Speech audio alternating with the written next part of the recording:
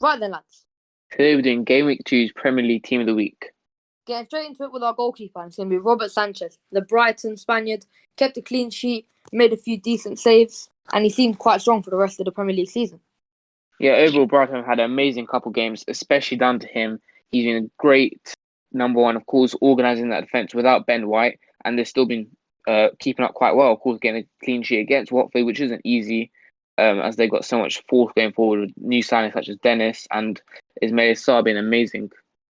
Now, on to our first fullback, and so our right back is Reece James. Obviously, got a goal and an assist in that 2-0 win against Arsenal, and even defensively, absolutely quality.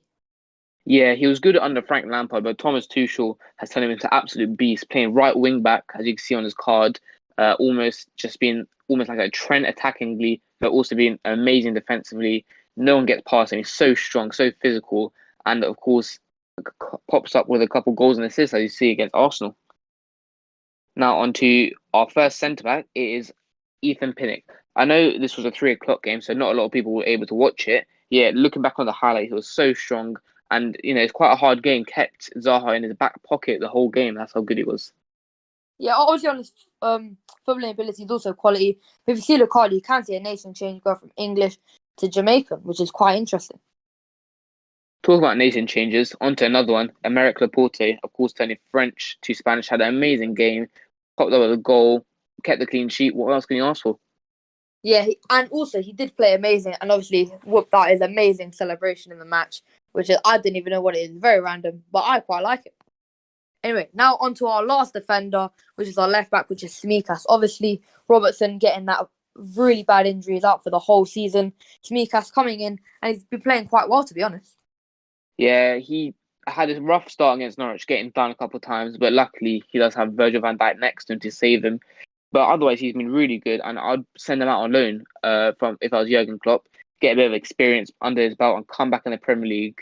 And yeah, I think he'll be an absolute beast. He's so fast, so rapid, just getting up and down, quite similar to Robertson. Of course, getting assists, same as Trent, who is an honourable mention who we could have had here. Of course, getting an assist and clean sheet. But otherwise, had a solid game, Shmikas. Now on to our first midfielder. It's another Brighton player, and it's Yves Bissouma. Had a great game, as always. He's so consistent. He's so strong. I don't know why he only gave him 69 physical. He is a machine. But he always plays well, and even against Watford, he was amazing. Yeah, popping up with an assist for Marpe's goal, getting the clean sheet, which is so vital to his role, as in he's so defensive. Yeah, he comes up and pops up with assists like this, and he's so all round as well. He's box to box. Reminds me a bit of Kante, how fast and how agile he is, and he just never stops running. Now, on to our final centre mid, it is KOVACIC, who a player I believe is very underrated. Of course, it's quite hard to get rating when you have the midfield of Kante and Jorginho in front of you, but he's so good on the ball, and overall very underrated in my opinion. Yeah, he is quality. His technical ability goes so unnoticed. He starts the key attacks for Chelsea, and I think he's the reason why they obviously won the Champions League and they've done so well in it. He's an absolutely amazing player, and I reckon he walks into a lot of clubs in the world, to be honest. Now, on to our left mid, which is a bit of a dodgy one because he did play centre forward for Liverpool, is Diego Jota. He had an amazing season for Liverpool last year coming in from Wolves, and it was a bit of a weird transfer as everyone was after players like Adama. Yet Jota came in for 35 million, and what a signing he's been playing in that Firmino role, Mane role. He played anywhere in that attack, and he just proved his performance even more against Burnley. Of course, popping up a really good header from a Shmikas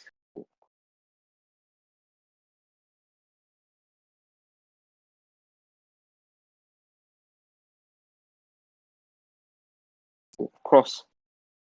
Yeah, I've always rated Jota. Obviously, I've watched him a lot. He was at Porto, who's a club I really like, and obviously he's been at Atletico Madrid as well. He's been at a lot of clubs, but I like him. And obviously, as I said, he popped up with a goal, which is not very um weird for him. He scores every game. He gets a goal contribution. He's a quality player.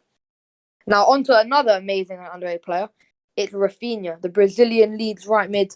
I think he's absolutely amazing, and he popped up with an assist. I think the other day, and he was just absolutely quality. Yeah, he absolutely saved Leeds against Everton with a last 10-minute goal, and it was from outside the box. Absolutely great finish. But overall, that was an amazing game. Leeds versus Everton, 2-2, with Gray scoring, which a player who signed for 1.5 million.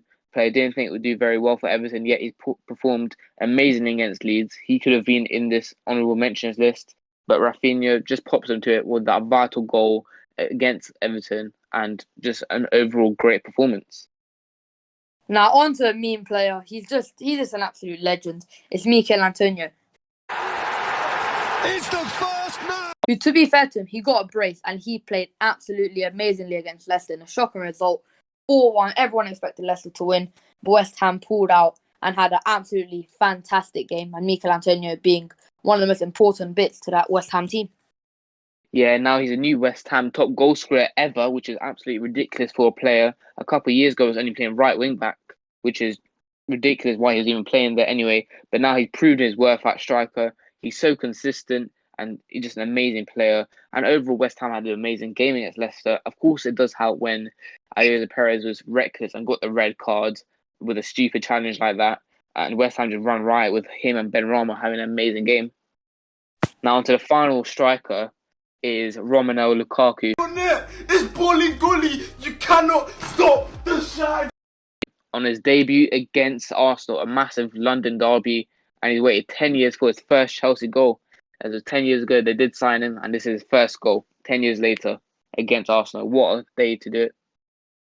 Yeah, we put him in because he had something like 8 shots, 7 on target. His goal was a little bit jammy, but we put him in because first game for Chelsea under a lot of pressure.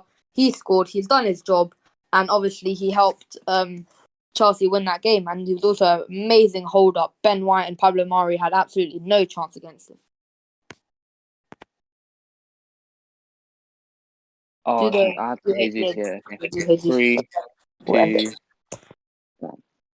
Now onto our one honourable mention player is Gabriel Jesus.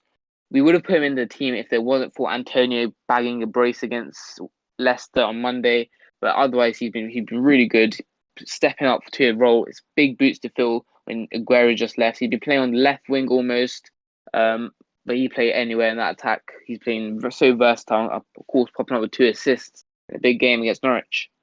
Yeah, he bagged 2 assists in that whopping 5-0 win against Norwich, and I think he's always been underrated, and I think he's a great player to keep at striker until Man City sign a player like Haaland or Harry Kane. But yeah, that's it for today's video, and we'll catch you in the next one. Peace.